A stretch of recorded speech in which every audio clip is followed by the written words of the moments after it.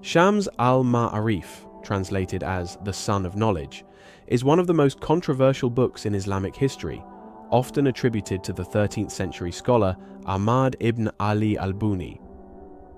This work has become central to discussions of magic, occult sciences, and mysticism within Islamic thought, though its reputation remains controversial.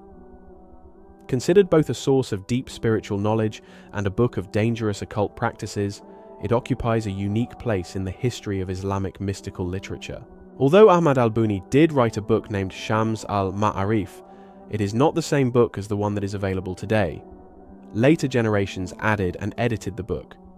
It is seen around the world as a cursed and dangerous book with knowledge on how to work with jinn among other practices that would be considered haram. Ahmad al-Buni was a Sufi from North Africa, and most of what he learnt was taught orally from teacher to student, so what makes him unique is the fact that he did actually write these teachings down.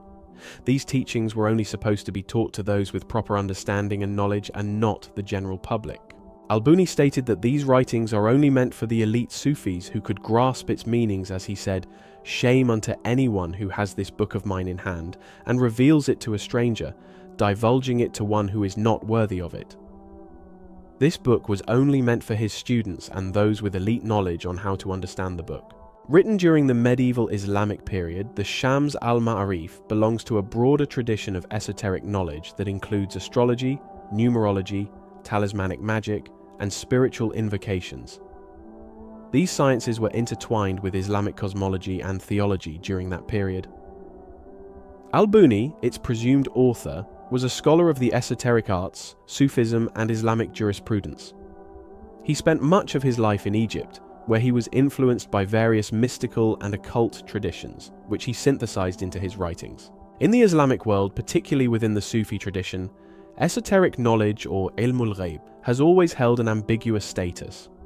On one hand, Sufi mystics often used rituals and invocations to attain closer spiritual connections with God.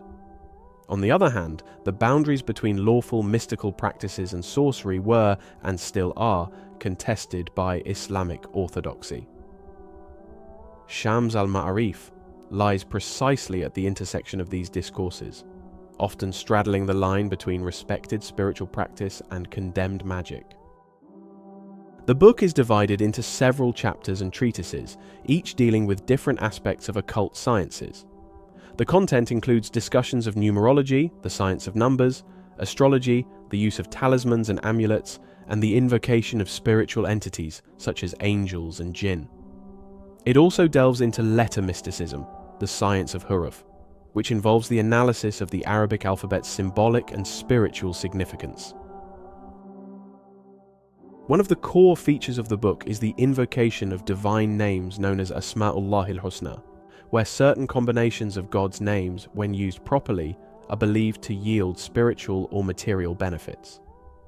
There are also numerous diagrams, symbols, and instructions for creating talismans, which are thought to protect the user from harm or bring about desired outcomes, such as wealth, health, or love.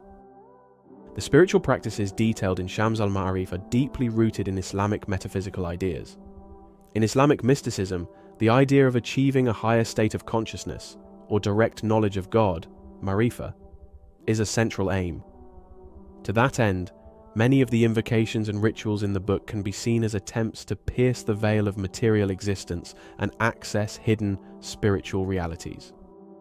However, the line between spiritual practice and magic is often blurred in the text. Many of the book's instructions appear to blend religious ritual with what would typically be considered sorcery.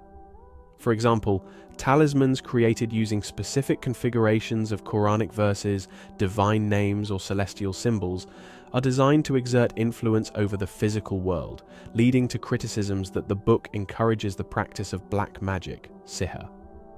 In traditional Islamic law, sihr is condemned, and many Islamic scholars, particularly within the Orthodox Sunni tradition, have regarded Shams al-Ma'arif with suspicion and disdain. In 2021, one of Egypt's most famous businessmen, Hassan Rateb, was arrested for providing financial support to a gang who illegally traffic antiquities from Egypt. This gang found over 200 historical artifacts all across Egypt before being caught during an excavation. What was troubling, however, was how they found these treasures, which were extremely difficult to find. When the gang were arrested, they were found with an old book. When examined, the authorities identified it as the Shams al-Ma'arif. During the gang leader's testimony, he explained, when conducting these excavations, they used a complex method. They would use red mercury to establish contact with jinn who would help them locate where the artifacts were buried. The gang admitted that they learnt this technique from the Shams al-Ma'arif. They were then sent to prison. Shams al-Ma'arif continues to generate debate in modern times. Many contemporary Islamic scholars criticize the book, seeing it as promoting illegitimate occult practices that violate Islamic law. They argue that al-Buni's work encourages superstition and an over-reliance on supernatural forces, detracting from proper faith in God and adherence to Islamic principles. It is important to note that the original Shams al-Ma'arif written by Ahmad al-Buni was significantly different to the one that is in circulation today. The original version was more focused on Sufi mysticism rather than the occult practices in the book in the modern version.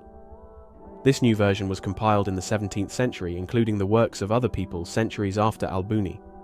However, he is still labeled as the author, even though maybe just a portion of the book is his works.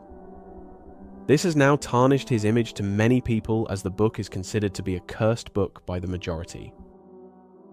Shams al-Ma'arif remains one of the most enigmatic and influential texts in the history of Islamic esotericism, particularly in Sufi circles. Its mixture of mysticism, magic, and occult practices places it at the heart of a complex and often controversial tradition. Whether regarded as a source of profound spiritual wisdom or dangerous occult knowledge, it continues to capture the imagination of both scholars and practitioners.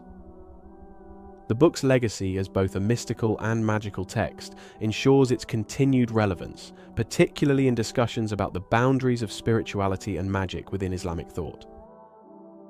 The book should be avoided at all costs by most people. It contains names of jinn that could be summoned when mentioning them. It should only be studied by Muslims with an elite level of Islamic education when learning on how to deal with jinns, black magic and talismanic practices, and not by those looking to work with jinn for worldly desires. The consequences for those will be severe.